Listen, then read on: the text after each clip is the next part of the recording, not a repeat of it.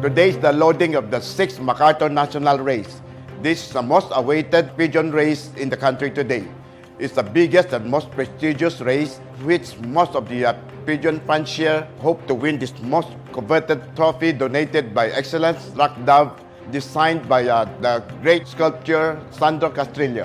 This trophy is worth 50,000, and it's my dream to win this trophy. It's not only me, I think all the fanciers here, it's after winning this trophy. Ano na naman, MacArthur? Champion na naman MPC niyan. Swerteng-swerte! Oh. Pa-champion kami ngayon. Kami daw mananalo. The reason tinayo natin itong MacArthur National Race para sa mga fancier na di kasali dito sa PHA, they have the chance to compete with the legends of PHA. This year, we had broken the record of the most bands sold compared to the previous 5 MacArthur race, and more clubs are joining us lately and more participants are joining. Sa totoo lang, mayroon isang club dati na ka-member natin dito, then huminto yata ng isang taon, sinubukan nila sa ibang national race. Hindi sila natuwa dahil nakaroon yata ng anomalya. Bumalik sila ngayon dito sa MacArthur National Race natin. So, wino-welcome natin lahat ng bagong club na gusto sumali sa MacArthur National Race natin. Very much welcome sila. Excited kasi first time natin makapag-load sa PHA. Isa itong malaking club na may tuturing natin sa larangan ng pag-iibon. Parod ako na makasali ako bilang isang participant sa MacArthur Race. First time ko lang sumali dito sa MacArthur. Kinakabahan. Medyo kinakabahan. Marami rin kalaban eh. Yun, sana, hopefully, manalo. Bilang suporta dun sa ating mga kaibigan, kagaya ni Egay, ni Nelson, ni Jaime, ni Neil, at ni Jericho, suportahan ko sila. Mula noon hanggang ngayon. Ang MacArthur, prestigious race yan. Yan yung mga chances ng mga small loop na makipag-compete sa mga big loop eh. Kaya karamihan talaga dyan naghahanda.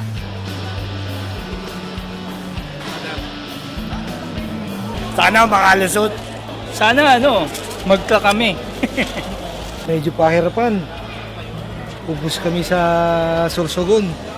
Meron pa kaming tatlo natitira. Actually, ang pinapangako namin, syempre, yung lalong mas mahigpit na rules na applicable sa lahat. At syempre, yung transparency namin, nandito yan, hindi mawawala. Lahat talaga, inilalagay namin. Lahat, even yung mga naglo-load, nakikita ng mga tao, kahit sino participants, pwede nyo makita. Even yung paggawa ng result, tignan nyo yung mga ginagawa. Pwede nyo punahin lahat kung may mali. Buong pagod, buong pawis, talagang binuhos namin dito sa event na to para maging maayos talaga.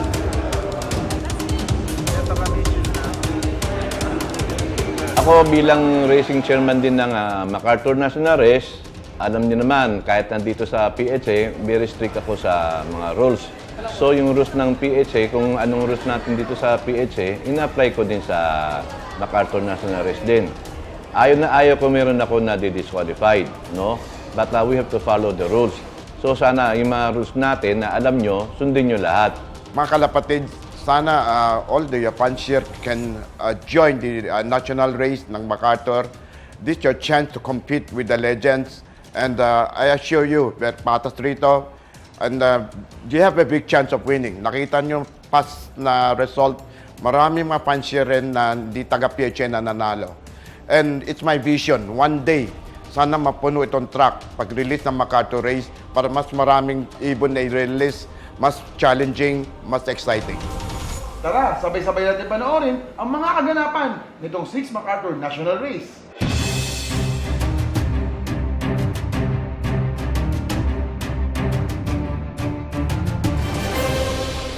Andito po ngayon tayo sa inaabangang PHA MacArthur Race. Dito sa aking likod, nagaganap ang loading, ang stamping, at lahat ng kailangang gawin para makapag-entry ka sa isang prestigious race na inabangan ng lahat ng ating mga kalapatids.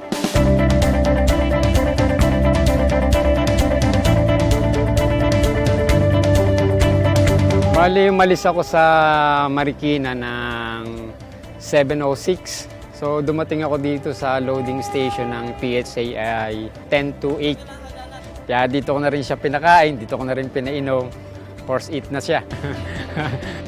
Siguro, hopefully, manalo yung ibon kung papala rin.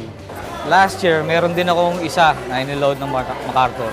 Pero hindi sinuwerte, hindi umuwi ang ibon.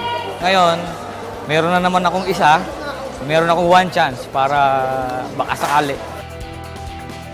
Nandito po tayo ngayon sa stamping, ang unang-unang proseso na dapat gawin ng isang player. Isa po itong paraan para malaman talaga bang legitimate yung ipinasok niyang ibon. Pagkatapos po ng stamping, pupunta naman po tayo dito sa pagkakabit ng sticker at pagsisil. Pag umuwi po ang ibon natin na walang selyo at walang sticker, it means disqualified po siya. Good luck po, good luck. Good luck sa atin lahat. Malaki ng pana to ha. Mahirap ang karera. Hindi naman parami yan. Pagalingan na to. Pauwian to.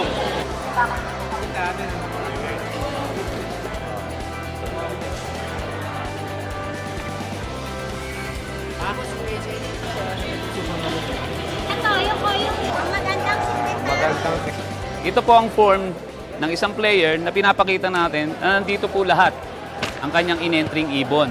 Kinakabahan po na medyo exciting talaga. Hindi ko masabi sa sarili ko kung nararamdaman ko. Good luck, aking warrior. Dadapayan ka ni Lord. Number 15. Thank you po. Sabi mo ako?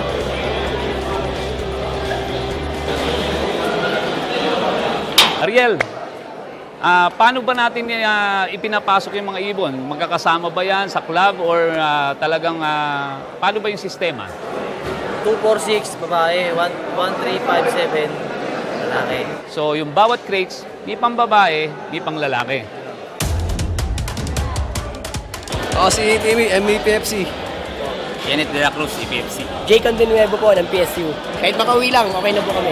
Big time, small time, lahat kami pantay-pantay dito sa MacArthur National Race. Masarap, masaya. National Race siya pagkalatan.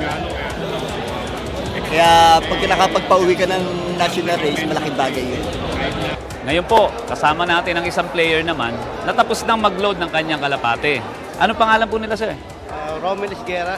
Si Romel Esguerra. Si Romel, ano ba yung pinagdadasal natin? Siyempre, katulad ng po yung pinagdadasal ng lahat, sana makauwi naman ng maayos.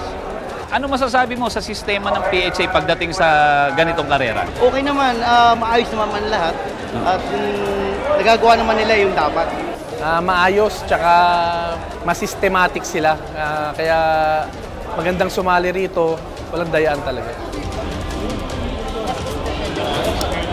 Sana swertehin. Sana maraming magpauwi para lahat masaya. Makakauwi lahat to kuya. Pindot ng mobs. Huwag niyo tatanggalin yung dalawa. Yung sticker niyo po kasi hindi kasya para dito. Yung MABS, ginawa namin to para tumulong dun sa proseso ng pagkakalapate. Ito yung ginagamit para makompute o mailabas yung resulta sa clacking. Ang clacking system kasi, ito yung isa sa pinaka main component ng karera. Hindi mabubuo yung MacArthur kung wala siyang clacking system. Nag-start kami ng second MacArthur tapos hanggang ngayon patuloy pa rin nagtitiwala yung PHA kaya kami pa rin yung kinukuha nila. Sa mga kalapatids natin dyan, patuloy lang nating suportahan ng MacArthur Race ng PHA. Makakaasa kayo na ibibigay namin ng tapat at malinis ang ating karera. Dapat champion! Go Team SF for the win! Go NRPA! Numero 1, Antipolo!